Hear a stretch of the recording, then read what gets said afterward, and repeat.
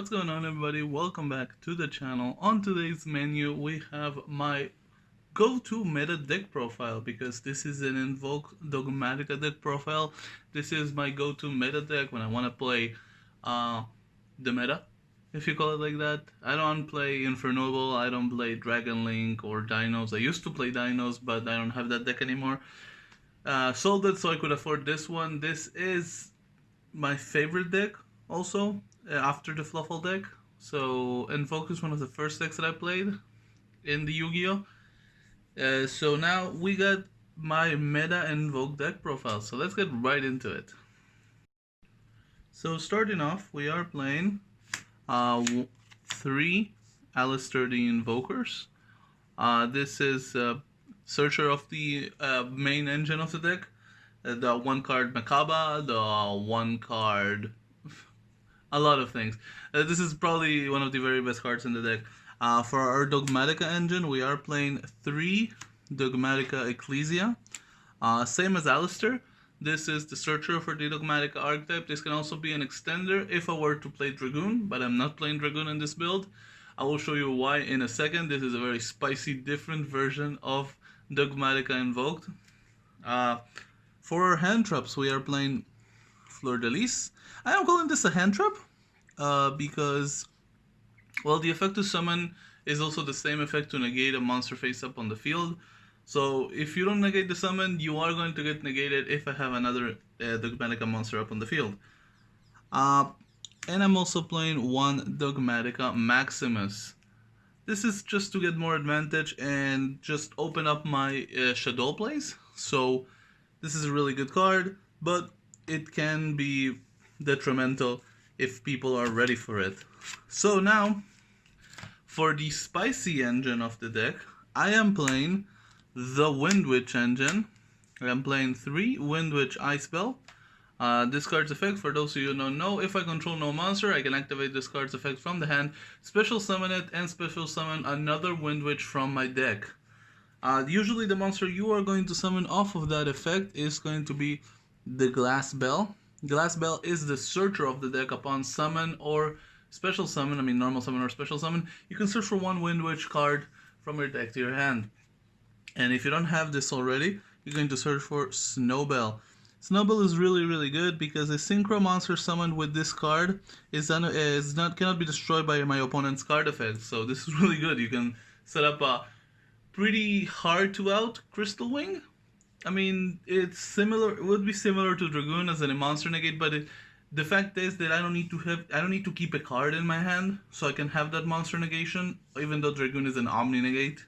But Crystal Wing also a very hard monster to out. Last but not least, I am also playing 3 Ash Blossom and Joyous Spring for my hand traps. Everyone knows what Ash Blossom does. For our spell lineup, we are playing Triple Magical Meltdown. This is just to get quick access into Alistair and get into my Invoke plays. To go with my Invoked Engine, I'm also playing Triple Invocation. Okay, so there's a reason why I'm playing this, and I will get to it right in a minute. Usually you want to play 2, but for this deck profile I'm playing 3. Next up, I am playing the second Searcher. Like in my Meltdown is the second Searcher for the Invoked archetype. This is the second Searcher for the Dogmatika archetype, Nadir Servant. This is, in my opinion, probably the best card in the entire deck. It is just so good. Using my extra deck as a resource to get disruption or more advantage. This is one of the reasons, this is one of the cards that is one of the main reasons why I sold my Dino deck. I used to have full power Dinos, even with a Halki combo, but I decided to sell it so I could move on to this. So the reason why I'm playing 3 invocations is because I'm playing double Pot of Desires. Because I don't want to banish. If I play 2 invocations, I don't want to have the risk of banishing both of them and just completely negate any point of having an Invoked Engine in my deck. So next up, I have 1 Triple Tactics Talent. This is supposed to be 2. Sadly, I only own 1. But Triple Tactics Talent, it could be more advantage if I get hand trapped, and also it can be a way to out dragoons or look at my opponent's hand and get more advantage into that. That's also good. Play confiscation. Next up, to finish the one-off cards, I'm also playing one terraforming and one call by the grave. So for my trap lineup, I am playing triple infinite impermanence, triple solemn judgment. This is a going first deck, so I'm a little bit lighter on the hand traps. I decided to play judgment instead of playing something like effect veilers. So that's the reason you are seeing the triple judgment. Also playing double Dogmatika punishment. And last but not least, I'm also playing one Shadow Schism. For anyone who doesn't know what these two cards do, Dogmatika punishment is a destruction card. You can target one card on the field, and if the effect goes through or the card stays on the field, you can send one monster from my extra deck to the graveyard and destroy it. Then I am locked out of the extra deck until the end of the next turn. Sorry about that. And Shadow Schism is the way to go into my Shadow plays. During the main phase, I can banish cards from the field or the graveyard to fusion summon one Shadow monster from my extra deck. Usually I will go into a window, but if I can, I could also go into a potential construct. Now for my extra deck, this is a bit of a little bit of more of an unorthodox extra deck because I am playing the Invoked Engine. Maybe you could call this still a work in progress. I will take any sort of suggestions you have for that for me, so I will listen to that in your comments. I'm playing one Salamangreat Almirage and one Secure Gardener, still waiting for my holo copy. Next up, I am playing one Titanic Lad for the extra Dogmatika plays. This at the end phase, if this card is in the graveyard because it was sent there this turn, at the end phase you can search or special summon one Dogmatika monster from your deck. Next up, for my Shadow Engine, I am playing one Construct, one Apkalon, and one Winda. Ideally, I would like to maybe play a little bit more if I had the room. Sadly, I don't, so this is what we have. I'm playing one Elder Entity Ints. I'm kind of lost. I don't know. This guy has a weird name, but if it's into the graveyard, I can target one card on the field and destroy it. So really, really good card for disruption. For my Invoked Engine, this is a bit of a bigger Invoked Engine. I am playing double Mikava, one Augoides, one Purgatrio, and last but not least, I'm also playing one Raijin. I'm gonna put it over here.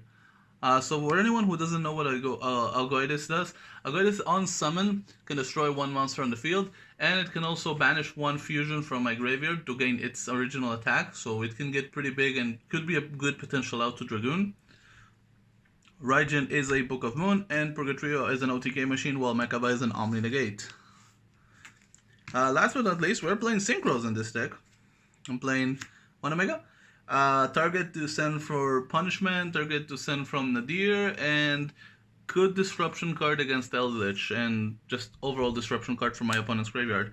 But to go with my Windwitch Engine, I am playing Wind Pegasus at Ignister and Crystal Wing Synchro Dragon. For anyone who doesn't know what Wind Pegasus at Ignister does, if a card is destroyed on my field, I can banish this card from my graveyard and target one card my opponent controls and shuffle it into the deck. That is really, really good. Sadly, it targets, but it's a good card to have in the graveyard to go into a big place if I get destruction. What people don't seem to remember also is that this card I can this card is an MSC that doesn't target, because during the main phase I can destroy traps and spells my opponent controls up to the number of Ad Ignister monsters I control. Sorry about that. This is an Ad Ignister monster, so I can get an MSC destruction without target, and Crystal Wing will be my monster negate that cannot be destroyed by card effects. It's gonna be a hard card to out, but usually if I decide to go into a double play of Invoked and the Invoked Engine, I could end on a board like this, which means I have a Book of Moon in Raijin, and I have a Monster Negate with Crystal Wing that cannot be destroyed by card effects.